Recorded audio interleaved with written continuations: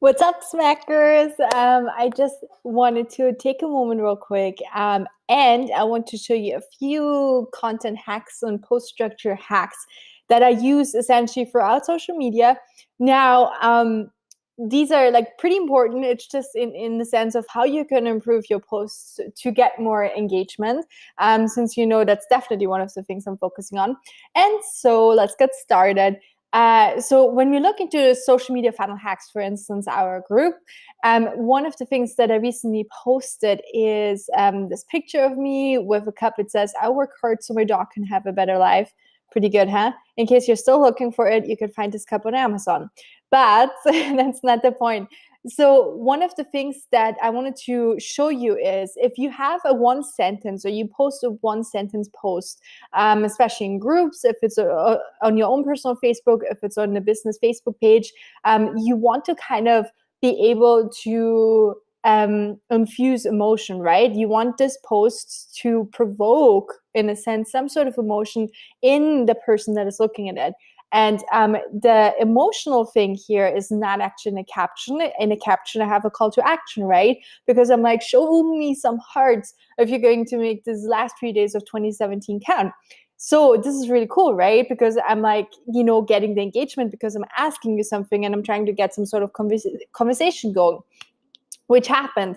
The emotion here, though, is in the selfie with the cup, is because the cup sort of instills some sense of humor. And so that's like some of the key elements that will really comprise a really great post on social media that will drive engagement for you. Another thing that I wanted to show you guys is, well, to always start up with a sentence wherever it is, and have a sentence. There we go. I thought it stopped sharing for a second. To have a sentence that starts with an action, okay? So, like here, I started, okay, guys, I was just notified by Facebook that I've reached a $5,000 friends limit, $5,000. When did that happen, lol, and so on. So, I started the first sentence with an action of something that happened, right? Something that happened to me.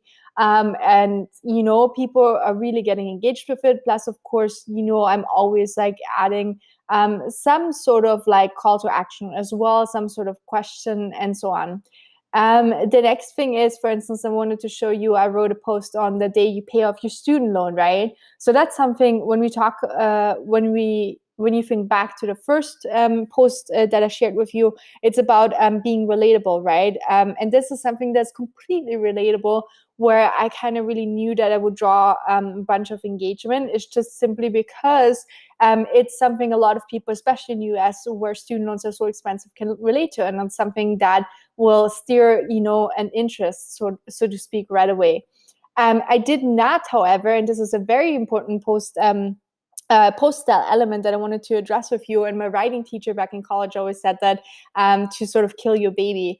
With that, that means, of course, only that when you compose a post and you write something, you're supposed to really kill some sentences off that don't work. And especially at the beginning, if you look at it, for instance, I could have started out saying, hey, when I was in college about 4 years ago, I didn't have enough money like so many other people, and then I decided to sort of take out a student loan, and that student loan was like, I don't know, $50,000 or whatever. And so, then it just was so hard for me, to pay back the monthly fees and so on.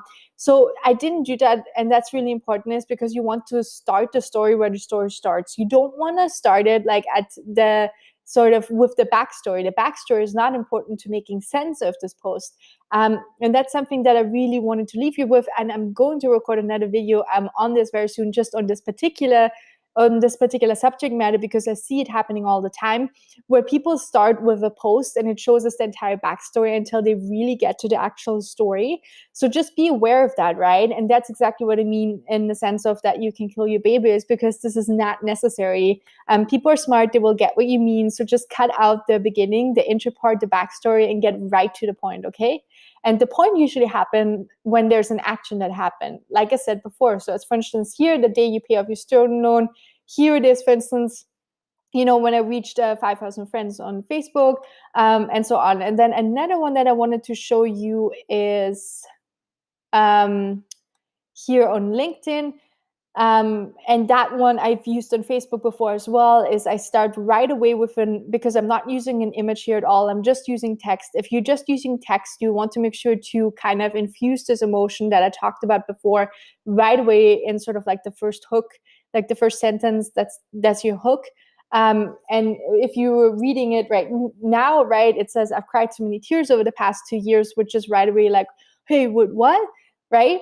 So just be kind of aware of that. It's sometimes good as well if you're not sure, about a post. If you are writing it, you're kind of like, oh, it could be better. I'm not sure if I would interact on this post myself.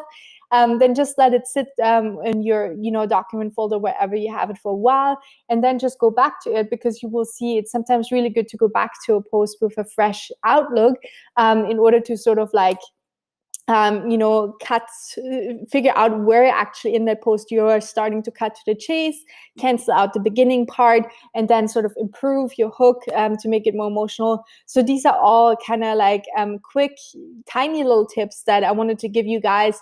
Let me know definitely if you found this helpful so far. If you're looking to improve your writing online, if you're looking to improve your, content creation and storytelling, I'm going to record some new videos for you guys soon as well. If you have any questions regarding any of the ones that I just mentioned before, I know it was a lot of like different ones, but you can go back and watch the video again.